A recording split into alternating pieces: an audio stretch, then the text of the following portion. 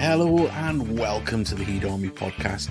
We are dying to start the show, so while we're in the intro like this, please hit that subscribe button, hit the bell, like and comment away. We want all of your thoughts and views for the start of the show as we get started, and we can't wait to hear from you. Also as well, we'd like to say a massive thank you to our sponsors at Northern Print Solutions, because without their help we wouldn't be able to broadcast the way we do. So let's get ready for the show.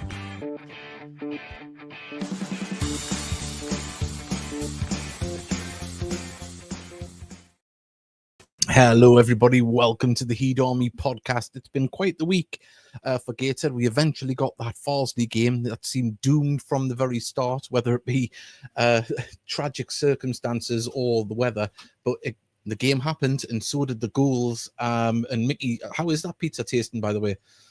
I'm on garlic bread with mushrooms at the moment. Garlic bread with mushrooms at the moment. We'll let Mickey swallow that down. As I say, massive welcome to the club, the podcast, everybody. If you haven't been here before, you can message us. We've got messages coming in already. Darcy has done so. She's put evening all, feeling better today. She missed the game on Tuesday. I know she was listening in. She sent a message. So you can do as Darcy has done. Hit the subscribe button and comment away in the chat. And as Louise Dick has done as well. Trina as evening. Craig, Mason, all the faces are starting to tune in and send. Good evening, everyone.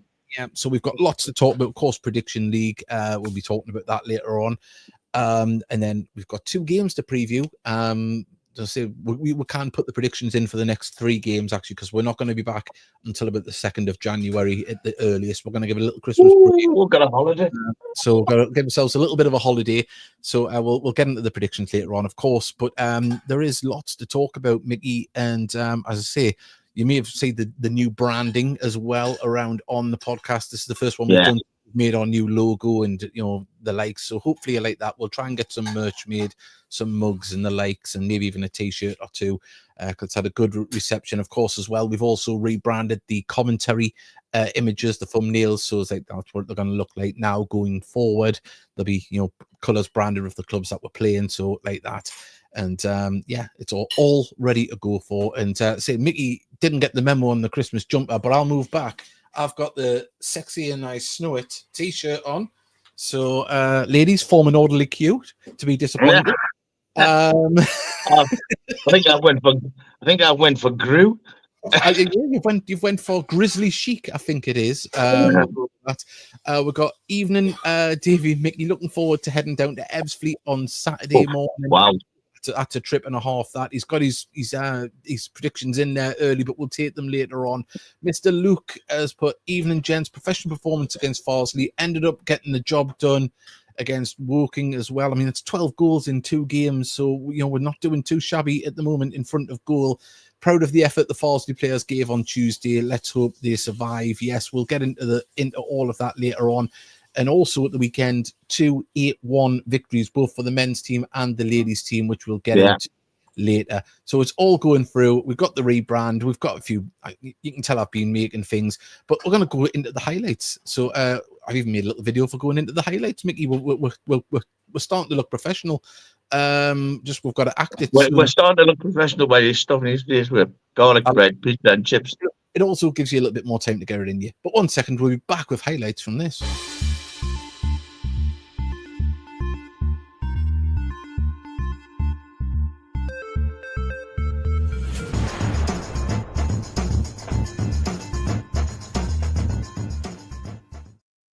Snazzy, isn't it? Well, there we go. This is the looking really good, to be honest, Davey. Sorry, looking really good. Oh yeah. What about the highlight montage? But no, start the game on Tuesday. We looked a little bit ropey for the first 20 minutes, and Uwembi drove forward. Obvious penalty there. He didn't get the ball. Right. And then after this penalty went in, we were just a little bit shaky. The passes weren't great. We weren't, we didn't hit our normal standards. As I said to Mark in commentary, we felt ropey, even though it was an 8-1 win. Once after 20 minutes, it felt more like watching Gateshead. But for that first 20 minutes, you were like, uh-oh, we got a shock on our hands here. I was thinking they're still on the Christmas do. They might have still been shaking off a couple of those Jaeger bombs. But yeah, it was and that man there, Ollie Thompson, number 39. Well, before we start with Ollie Thompson, this save coming up. Oh yeah, Unbelievable save this, by the way. Yeah, it happened so quick. I mean, it was just unbelievable. Superb reflexes by Owen, that absolutely brilliant. And I thought it was good at the time, but when you watch this, I mean, it's just, he's got up the practice that to get up and stick the arm up and get it away, and he's done superb. Oh, it certainly has. And as I say, there was a few wayward passes in the first 20 minutes. This is a lovely bit of footwork from Warman. Look at that, how quickly he moved that round. But they did restrict us from shooting from the edge of the box. But we did find the back of the net. Obviously, the highlights there doesn't show the little movement of the ball around the player. But after that, you definitely felt there was a spring in the step, wasn't there, of the Gateshead players once they got the first goal. I think everyone in the crowd thought, I think if when we get that goal, I think we'll get a few. I didn't expect 8, I've got to be honest, but certainly didn't. But Regan Booty showed him what he can do with his right foot as well. He scored some beauties with his left, but that one's none too shabby, is it? No, he's filled it in beautifully, any.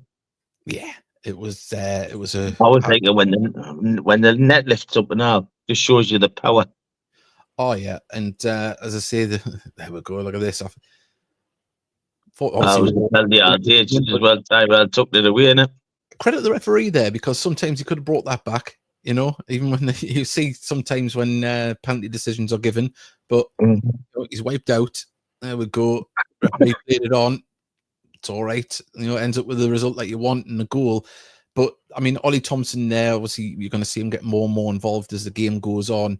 Big shout out to Robbie Fox as well, number 19 for them. There was a couple of standouts. Yeah, this was a hell of an effort. Yeah, another day, a couple of inches, that would be in the back of the net. But no, there was a few of their players didn't play in an 8-1 defeat, put it that way. There was some. I thought 8-1 was harsh on them, to be fair. I did. And the amount of kids that they had, and there we go. There's Lucas Lowry. Great to see him get his first goal. Another academy product. We ended up with 3 scoring on the night academy products, which is absolutely amazing. Just a shot in the arm, and gives hope for the players in the academy that they can progress if they work hard enough. But, no, Ollie Thompson was fantastic. He grew into the game, and I joked with Mark. I said he'll have a few bruises tomorrow because he took the knocks, got back up, and I think this is one where he pulls it round, isn't it? Yeah, there you go. I like his foul in the first half, and the lad faced away, he just clipped his heels. Oh yeah, he really wiped the man out, didn't he? But yeah, but 8-1. I mean, the FA Trophy has been very kind to us in the past few years. I've got a big soft spot for the competition. Boston United at home in the next round. You hope there's no delays in getting the game on.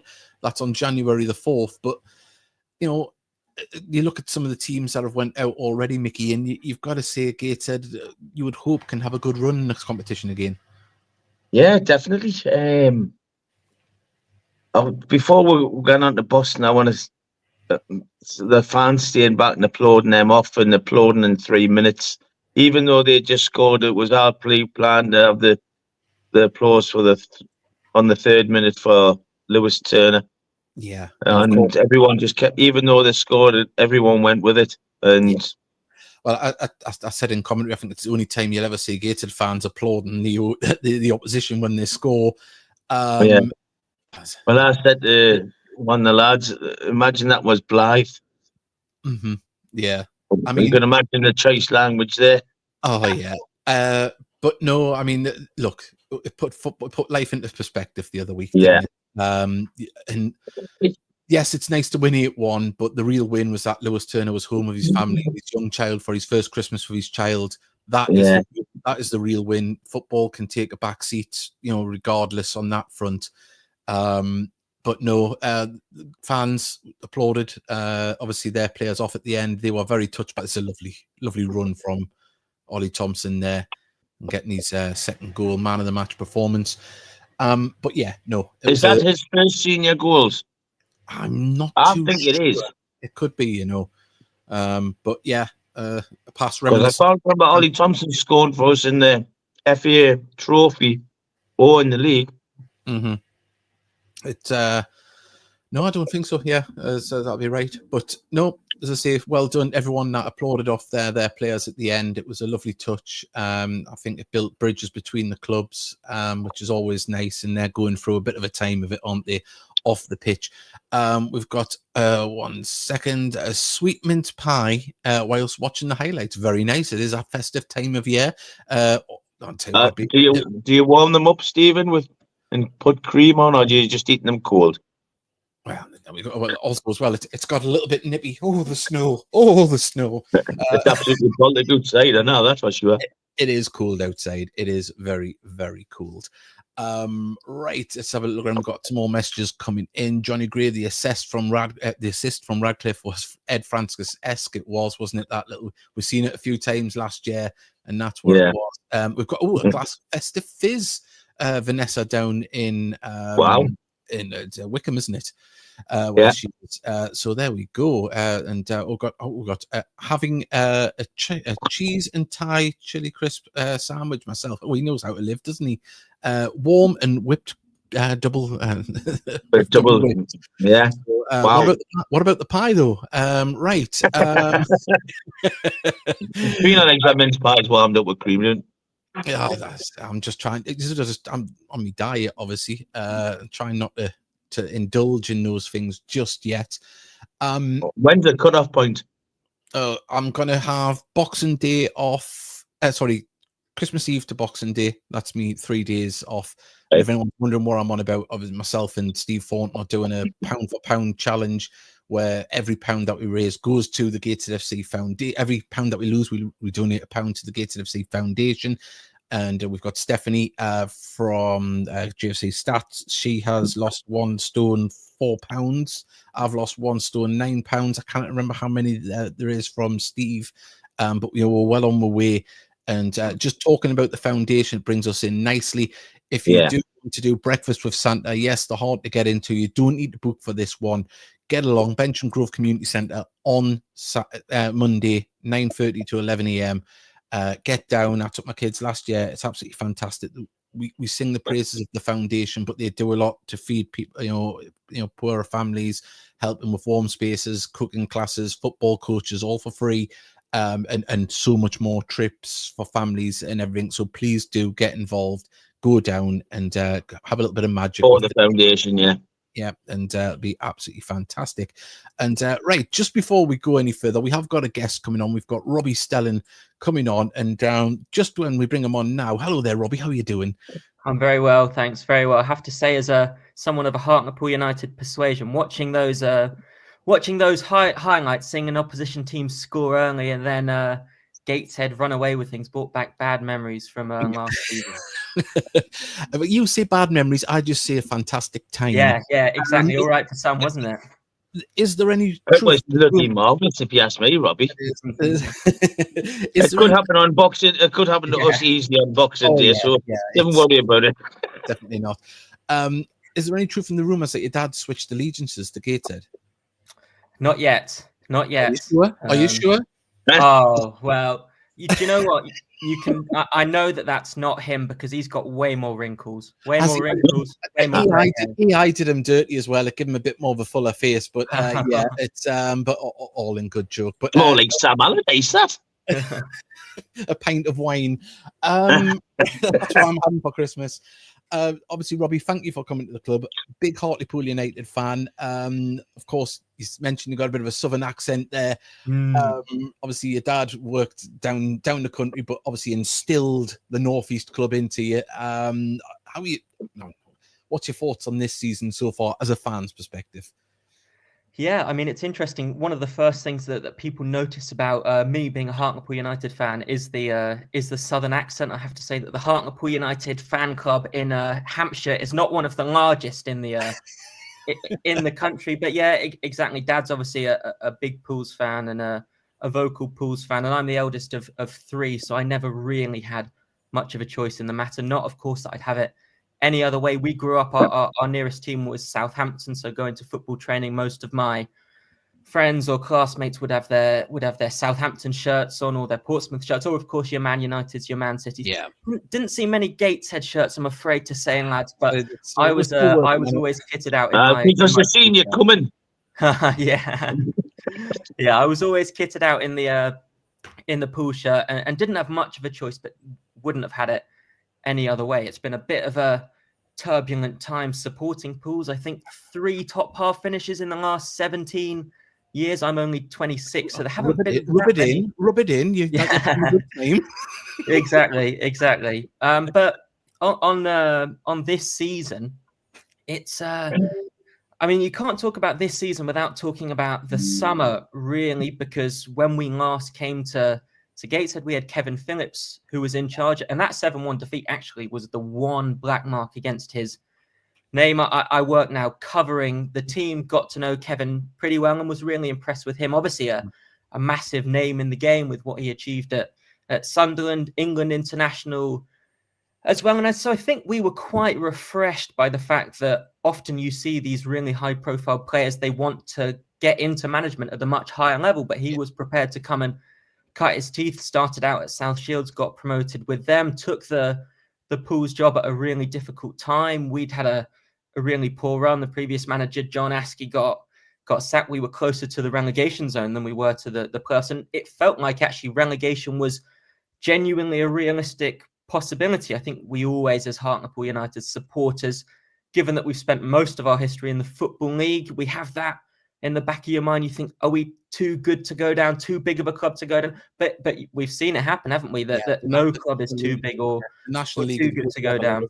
I mean, we've seen Stockport County go Exactly. down. Yeah. Languishing down there at the moment and not really setting the world alight. Yes, they're in the playoffs, but for a club of that stature, yeah. You know, and of course York and Stockport. York only come up in the playoffs. Yeah, you remember rightly. It's a very hard league to get out of. But yeah, it's always it's a horrible league, but a great league at the same time. I think it's as exciting as any league in the country, if not, I think a bit better, because anyone can beat anyone on the day. Yeah. And you know, I think that proves it in the league, the league title race at the moment. No one's running away with it. Well, this season is really competitive, isn't it? And I think that from a Pools perspective, we were maybe quite optimistic going into the new season, even though I think we were surprised when they decided not to offer Kevin Phillips a new contract. They got Darren Sarlin instead, who'd done a good job with Woking and Yeovil. They led them both to the playoffs, but obviously lacked a bit of the glamour of Kevin Phillips. It was quite contentious how it happened. Yeah, as well, but given you didn't have a Notts County, a Wrexham, a Stockport, a Chesterfield who have dominated the league or dominated the title race in recent seasons, I think we felt quite optimistic. We took 7 points from our first 3 matches, but that was really as good as it's got so far this season. It didn't take long before the wheels started to fall off. I still think actually that we recruited pretty well in the summer, but the manager struggled to get the best out of the attacking players. Certainly, we were speaking before we came on about Adam Campbell, but he inherited a squad with Manny Disarue and Joe Gray, who scored 38 goals between them last season, and they really struggled for goals. We didn't score a home goal for almost 7 hours. We had 4 red cards in our first 10 matches. The manager was keen to instill a sort of new aggressive mentality. We were probably a bit soft, a bit too easy to play against last season, but obviously, we went from one extreme to the other there. And as you guys will know, if you don't have the backing of the fan base, it can be very difficult. And Sal pretty quickly lost the fan base, I think, in part because of his football and also in part because of some of the things he said in some fairly contentious post-match interviews too.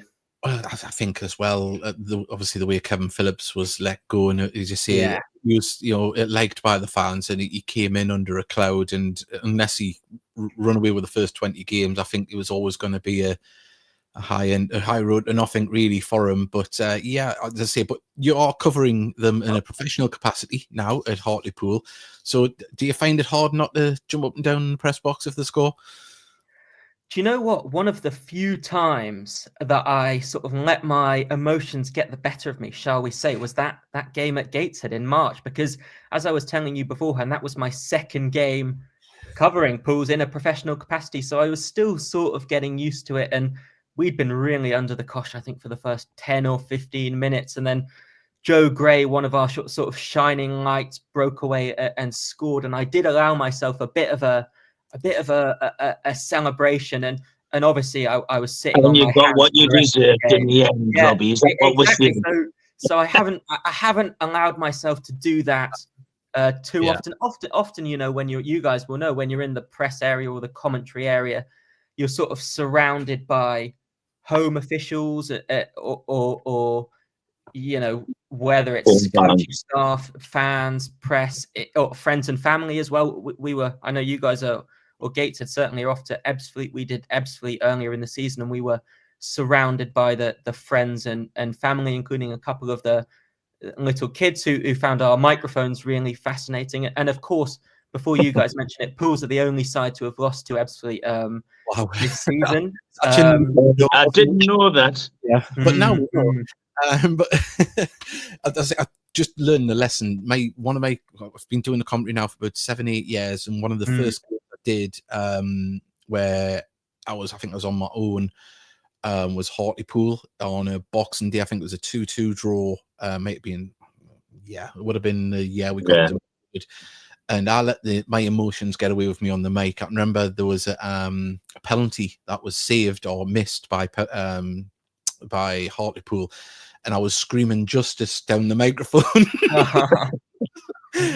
that was a learning curve. It's a balance, isn't it? It's a balance, because you know what it's like. You love it so much as a fan, and you put your heart and soul into supporting the team. So when you're there in a more professional capacity, it's an interesting one. I mean, I spoke to a lot of supporters who have known me as a supporter before I got the job covering the team in a professional capacity, who I think found it frustrating that maybe I didn't take the previous manager to task as much as they might have liked. But of course, it's all about, I've got to maintain a working relationship with the manager. I might not have loved the football. I might not have agreed with everything that he did, but I got on well enough with him as an individual. So it's a really interesting sort of dynamic.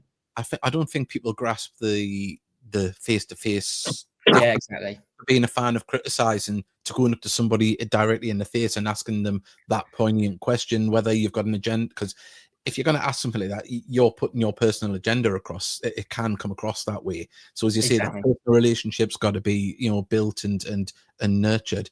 But yeah, it's been quite the learning curve sometimes. Well, didn't I get me all smacked off Neil Aspin? Yeah, you did. Yeah, we had Neil Aspin come on to the podcast, and the social medias and podcasts now are so available. Players' families listen, players listen. And obviously management will probably hear something if something's been said about them. And you said that he had been very dour in press conferences, hadn't you? And he pulled you straight away before went on air, and it was like, oh, not that it was, you ever said anything nasty, but it was, Well, I said if he was that dour in interviews, what these team talks like, neither wonder what player is boring. And as soon as he walked in the building, Mickey, you're the one who said I was boring. Well, I did actually, yeah, and I agree with it as well. Yeah, there's a lot of people who would probably still agree with us that was probably well justified. So you have to be careful because they will get you back eventually. Oh yeah, well we do player ratings. One of the things that I'm charged with doing, and as you can imagine, it's quite popular with the supporters, but it's pretty contentious with the fans. We've got one of our bigger name. Oh, sorry, David. I've got a great one about. I used to do before the podcast started. Had a blog, and used to do player ratings. And there was a player called Jamie Clark, and he had an absolute nightmare for her. And in one of the games, I give him a rating of 4, and just put the ball was not his friend. And then obviously we travelled on the team bus, and he come up and he went, "The ball is not my friend." It was awful, but yeah, it's I've had a couple recently, actually. A couple of our high-profile, relatively new arrivals. Gary Medine is obviously a big name. We signed him earlier in the season, but he hadn't played for like 16 months. He's had loads of injury issues, and when he first got into the side, he really didn't look fit at all. And I think, again, I might have given him a 4 in one of the player ratings and said he didn't look anywhere near fit enough to be in the side. And lo and behold, he went and scored the Tuesday night after I'd written that, which meant he was put in front of us to do press duties, and he was doing the radio beforehand. And he said in his radio interview, he said, and one of you wrote that I wasn't fit enough on the weekend. And I knew, obviously, that I'd done it. But I thought that there would be some solidarity in the press room. No. And as soon as the radio microphone went down, literally, they were pointing fingers at me, and I sort of had to.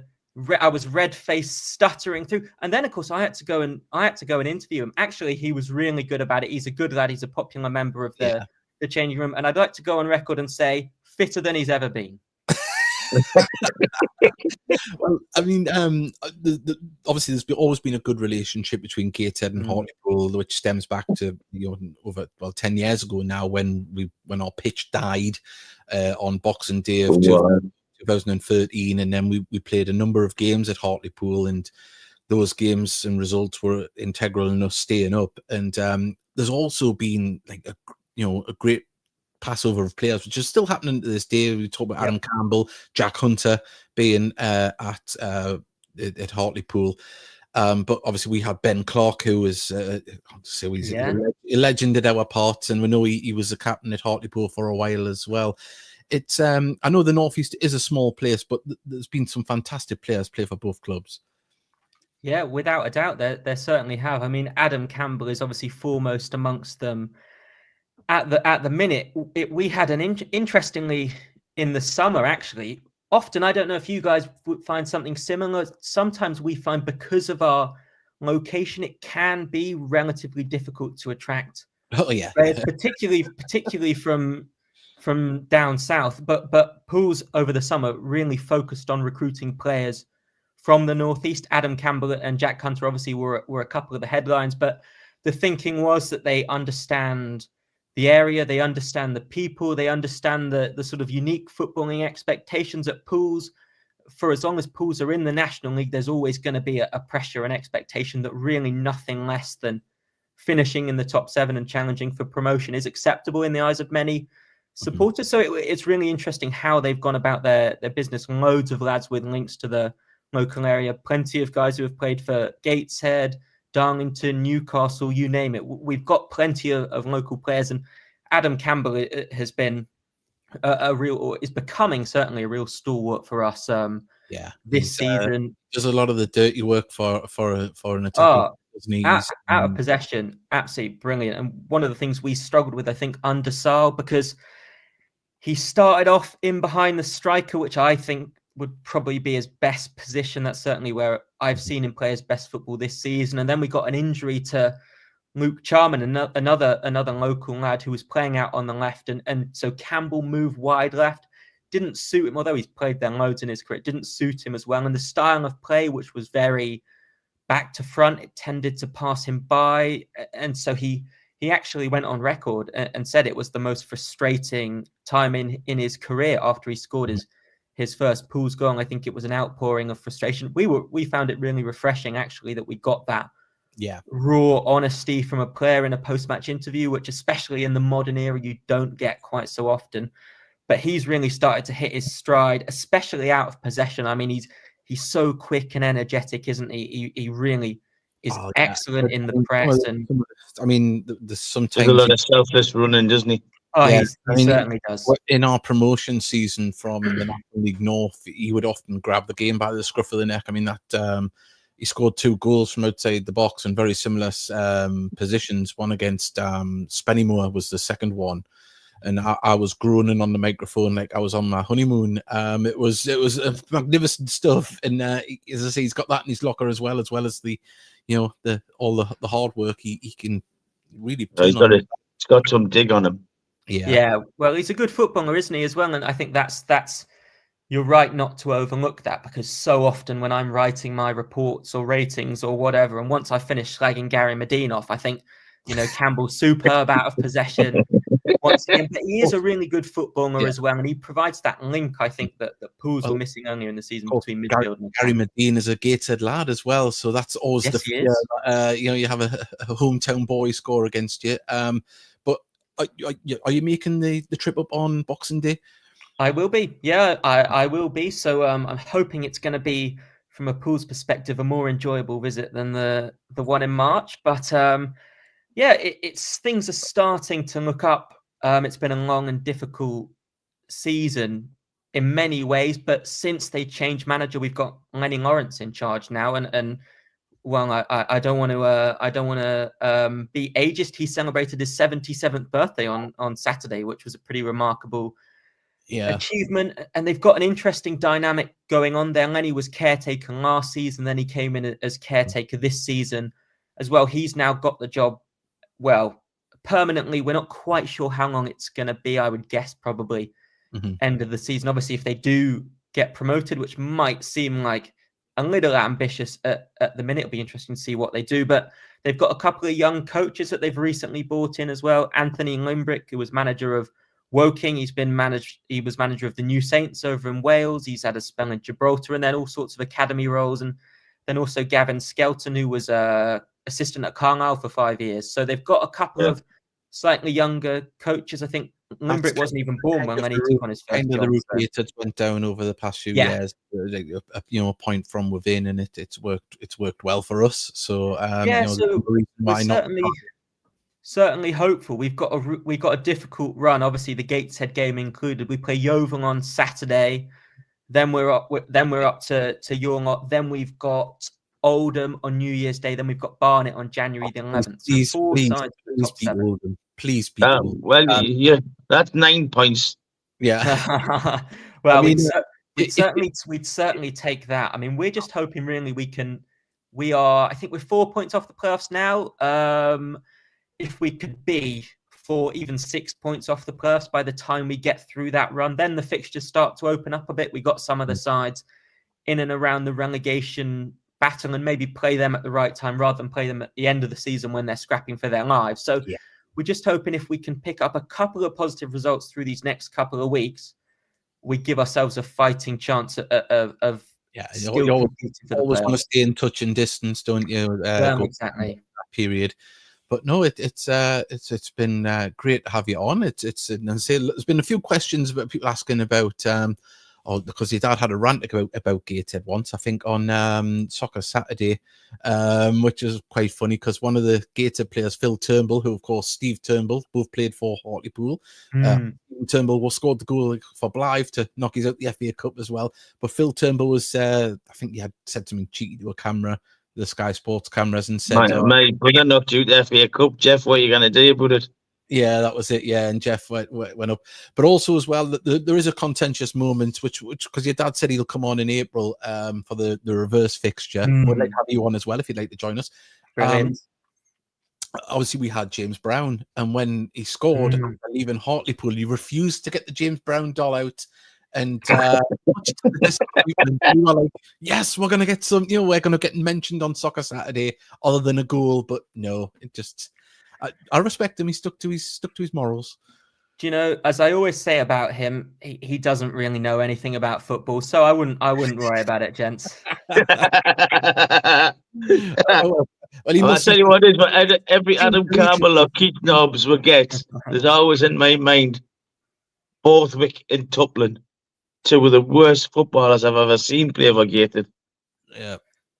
So when you see your dad, tell him I haven't forgive Hartlepool for Borthwick and Tuplin.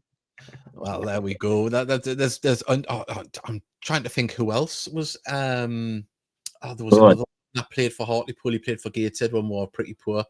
I'm trying to think of his name. It'll come to us when I'm lying in bed tonight. But obviously, it's not, I won't be thinking. Well, Robbie, I hope you're not lying next to him when it comes up. I'm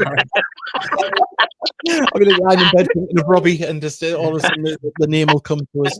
But Robbie, thank you very much. Hopefully, we get to see you on Boxing Day, and let's hope it's a good advertisement for North East football first and foremost. But after that, we're not wishing you any luck at all. But thank you for coming. Before you're gone, you've got to put a prediction in. Yeah, put a prediction in. 7-1 to Pools. Revenge is going to be sweet, gents. Oh, I think I'll be crying down the microphone. No, do you know what? We take a point. We definitely take a point. We've really been trying under Lenny Lawrence to improve our home form. We've been difficult to beat, only lost 1 of our last 10. I think 5 of those have been draws, but when the atmosphere is good at Victoria Park, it can be a great place to play. So we're trying to work on that. If we can win our home games and pick up points here and there on the road, then that seems like a decent recipe for success. So I would take 1-1. Oh, well, yeah. As I say, we've got a tough couple of games. We've got yourself and York on New Year's Day, so I think we'll come away with points from them. We'll be very happy. So it'll all be Definitely, good. As I say, enjoy your Christmas, Robbie. It's been yeah. Merry Christmas to you all. Definitely have you on again in the future. Fantastic. And we'll say goodbye. But I'm just going to play this because I like to embarrass my daughter because she was young when she made it. But we'll be back in a second. Hello everybody, remember to like and subscribe and share the show. Yes, do like and subscribe. And you did see I was playing with 1 second. I have been playing with AI. Donald Trump was celebrating the win against Morgan. against Woking, and then he was celebrating again for the win, looking a little bit more podgy in the face in that one against Farsley Celtic. He must have had a few pints on Gateshead High Street. And of course, Santa has been looking around for places to land in Aladdin when he's delivering presents. So he's scoped it out. So people of Gateshead, you will get your presents this Christmas.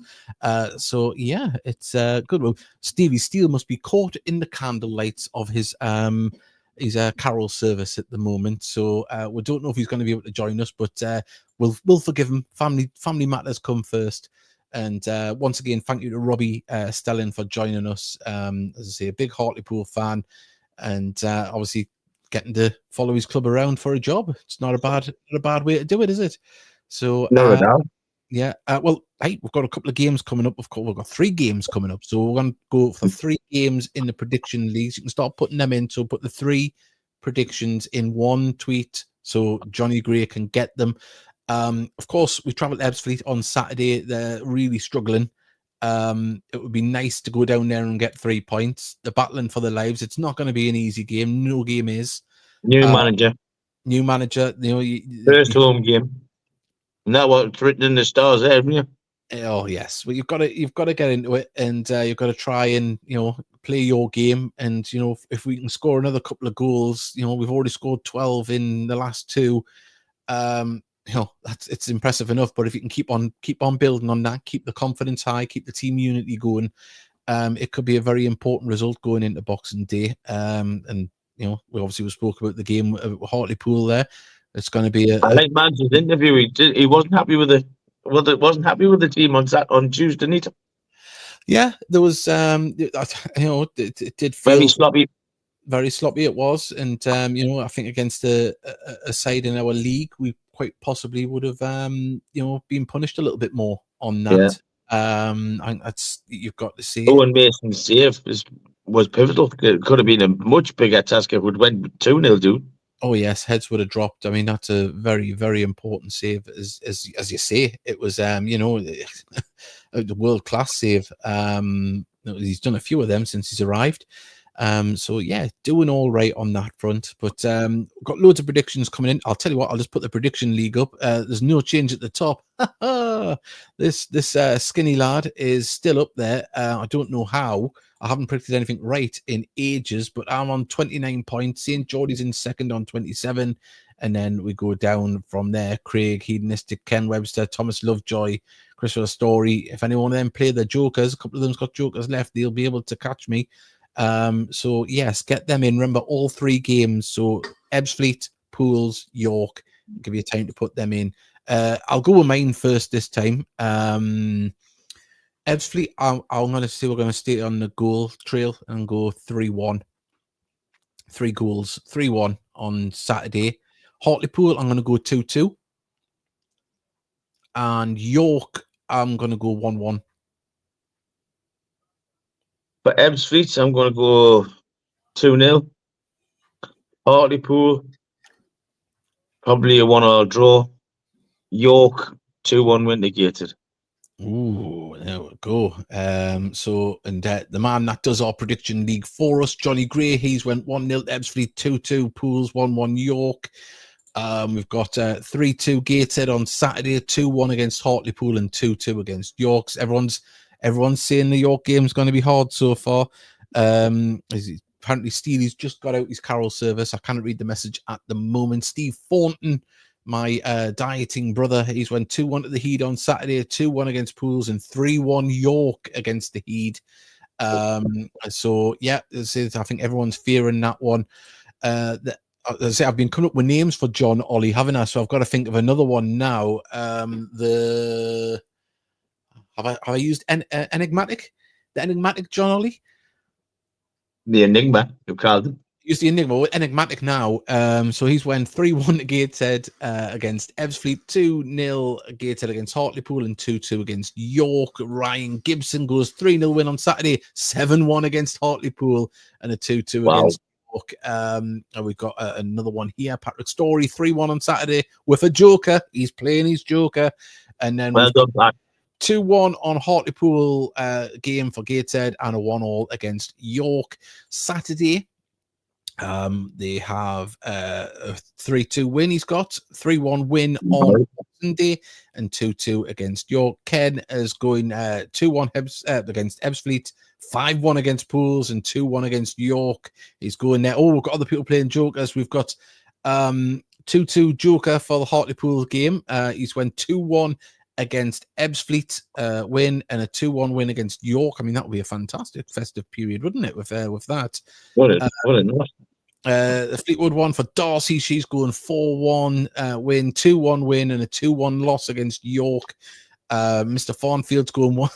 He's a pessimist. He's went 1-0 against Ebbsfleet to win Ebbsfleet, 1-1 with Hartlepool and a 2-1 win to the Heat against York. He's went the opposite of the way you'd think he was going to go there. Real sleight of hand from Mr. Farnfield there. And Steve, Farnfield's a Heat fan. He's long in the tooth like Oliver. Yeah, he's 2. Is 1 second. Yeah, he's not going to be able to get on. I'll ask him for his predictions while he's there. Predictions ? 3 games. Right, there we go. So hopefully we'll have his. We've got Dave Edwards has sent his. 1 second. We've got 3-1 Ebbsfleet. The Heat against Ebbsfleet. 2-1 win against Hartlepool, and it is a 1-1 draw against York. Trina's, we've got 3-1 to the Heat, 5-0 against Hartlepool, and York win 2-1. She's went for.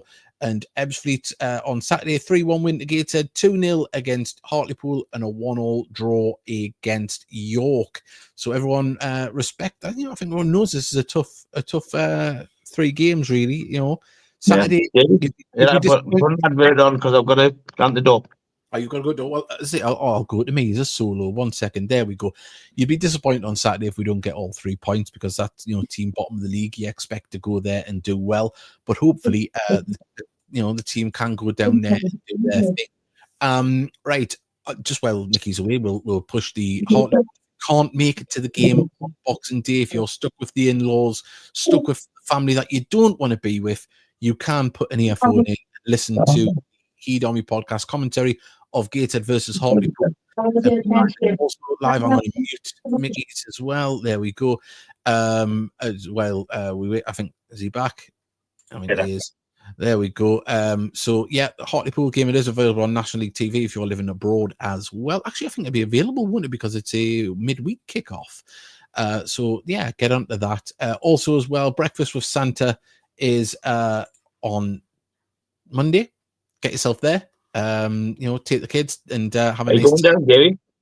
Sorry? Are you going? I hope so, yes. We're planning to go down as long as nothing pops up. We'll be going down to that one. So that's at Benjamin Grove Community Centre, and you will have an absolutely fantastic time. I might have you had another pizza delivery, Mickey? No. Trina's going away on holiday. I'm going away for the weekend, so I'm not saying till Tuesday now. So I'll just interrupt. Any single ladies or any ladies that want to go around and keep Mickey warm? Stay at home. stay at home and Well, enough with tuna. our guest is thinking of coming to the Pools game. Get yourself down. It should be a corker.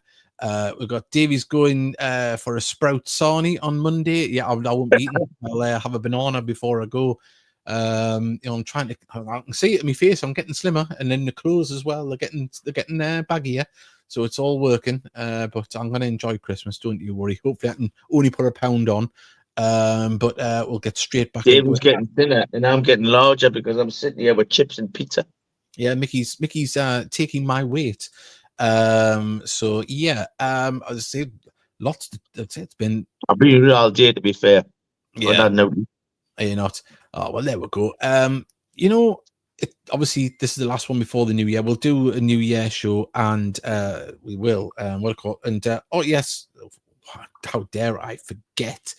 Right, if you want to go to the club shop, it is going to be open as well. A reminder that you can go to the club shop is open last minute purchases Saturday between 12 and 2, on Monday between 10 and 12. You can get rain jackets in small and medium Patrick ones. There is Xmas jumpers and home replica tops too. So if you want to get your replica top in time for Christmas, you can do it Saturday between 12 and 2 and 10 and 12 on Monday. And the new scarves as well. The new scarves look really good. The white scarf. Yeah, Really are. They are the business. So if you want to get, tell your loved ones that they can get you your Gateshead themed presents, or you can buy them for any other member of the family or friends that you want to drag along to the game. Get them decked out and get them in their Gateshead gear. That'll be absolutely fantastic. Embrace Division has sent us their predictions: 4-1 on Saturday, 3-1 the Gateshead on Boxing Day, and 2-1 to York on New Year's Day. And on second, Steve Farnsworth, why didn't we rearrange the pool games to 12 o'clock on Boxing Day to avoid clashing with the Toon home game? I don't know. Hopefully it'll be a good attendance regardless. People want to go into a festive game. It would be really, really good. And also as well on social media, I'll tell you what, I'll just get this picture and I'll get it down. We did mention it on commentary the other day, but I will put it on here at the moment. It's coming momentarily. Don't worry, people. Don't you worry your sweet heads about it. Here we are. Let us say a massive congratulations to Joe Grayson and his partner. Baby Grayson is on its way due in June. So big well done to him. Obviously, the injury wasn't hampering him that much. Didn't affect it. It was just the ankle. Well, I said to him on Tuesday night, it's nice to say he's done something constructive with his time off. He did. He's made another Gateshead fan for the world, one at a time. That's the way we're going to do it. Going to bring them in. But he wants to hope it's one at a time because if it's twins or triplets, it's silly, Sam. Well, congratulations to Joe and Jess on their new arrival. That'll be coming next year in June. So amazing stuff. That's a nice birthday present for his dad, isn't it? To become a granddad. We've got Metros look like they are going to be off with the flyover. Could be busy on Boxing Day. Yes, remember the Gateshead flyover has not been maintained by Gateshead Council. It's a shock for you, isn't it? That's a shock. So yeah, you're not going to be able to get to the game via normal route if you do go over the flyover, under the flyover. Bear that in mind when traveling to the Gateshead game, and with any luck, certain councillor will be inspecting it and it'll fall on him. Right. You'd be not fatally, just a broken bone. But yeah, it's I don't want anything bad to happen to anyone. But yeah, no, bear that in mind when traveling to future Gateshead games. At the moment, that there is going to be disruption in traffic, especially when Newcastle's at home and people are trying to get across the Tyne Bridge. So yeah, there we go. But Mickey, we're going to be getting into the new year coming up. We'll do a little bit of a review of the past 12 months when we get to the January episode. But before we get to it, I mean, obviously Wembley is a massive thing. It's been a good year. It's been an aggravating year at the same time for many different reasons, but lots of positives still. When you consider we've lost the whole back four at some point this season. We've lost a goalkeeper for the season. We've lost a captain for a season, and now Butterfield's out for the season. The only thing that worries me is January, with 2 ex-Heed managers floating around the Football League. Mm-hmm. Well, I have spotted a former Gateshead manager in the car park before a game, actually. Oh, well. Yeah. But, so, them lads have done fabulous. I mean, yes, they frustrate the life with you at times. Absolutely frustrate the life with you, and you think, how are you better than this? Well, that's Gateshead. We've never do it the easy way. Well, if there's a hard way, we always can run the hooses to find it. Yeah, I know. It does seem to happen that way, doesn't it? We always seem to have that extra hurdle in our way. Whether it's a banana skin or a brick wall to climb over at the last minute when you've got no shoes on, it happens, doesn't it, to us? Yeah, I mean, but on the whole, look, we're a small club punching well above our weight still, and we're still the club that everyone fears, and that is something. Definitely. And players still want to come to this club. We've seen it now. We've seen Josh Williams that's come into the club, Ben Radcliffe.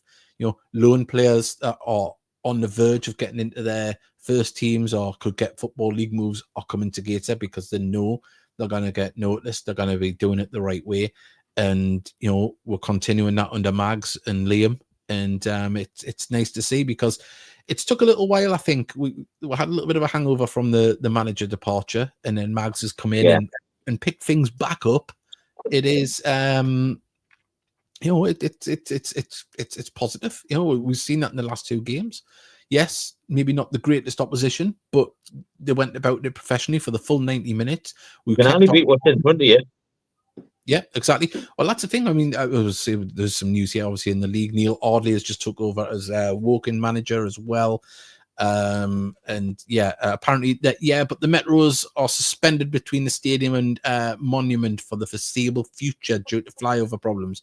I think that's because I think it's actually a lot worse than what we think. I think the vibrations underneath are on that flyover. And I was sat on it actually with my mum about 3 weeks ago in traffic, and I thought the car was shaking, but it wasn't. It turns out it was the flyover itself rocking. So if they're not wanting the railway to go underneath it, that is not a stable thing. They must be worried about the ground underneath and the tunnels. So it must have had some movement. No, where was I there? I got this sidetracked. I've had a brain fart. I can't remember where I was. Good. Yeah. There we go. Merry Christmas, everybody. People are sending their Merry Christmas. Alan Guest has put that. Merry Christmas to everyone. Vanessa, Merry Christmas. Hoping for good 6 points. I would take that. now. Merry Christmas says Ken as well. Let's see all boxing. As I say, I hope everyone does have a lovely Christmas. We've built a nice community here on the podcast. We're always wanting to reach out to new people. It still astounds us on a match day when people say, hello and love the show and things like that. Because we're not celebrities, we don't pretend. It costs us a fortune to get them to say it now, doesn't it? It does. Say it. Even Sophia was. She went to the toilet and she said, 2 ladies said, "Oh, that's the girl off the podcast." She was buzzing. She actually thought she was famous. There's a difference between infamous and famous, but you still got to spell famous in there. We've got Newcastle fan. It was lovely to help you on Tuesday. Thank God Lewis is okay. And have a Merry Christmas. So nice to have him there on Tuesday. We've got Merry Christmas to all from Sean Parry.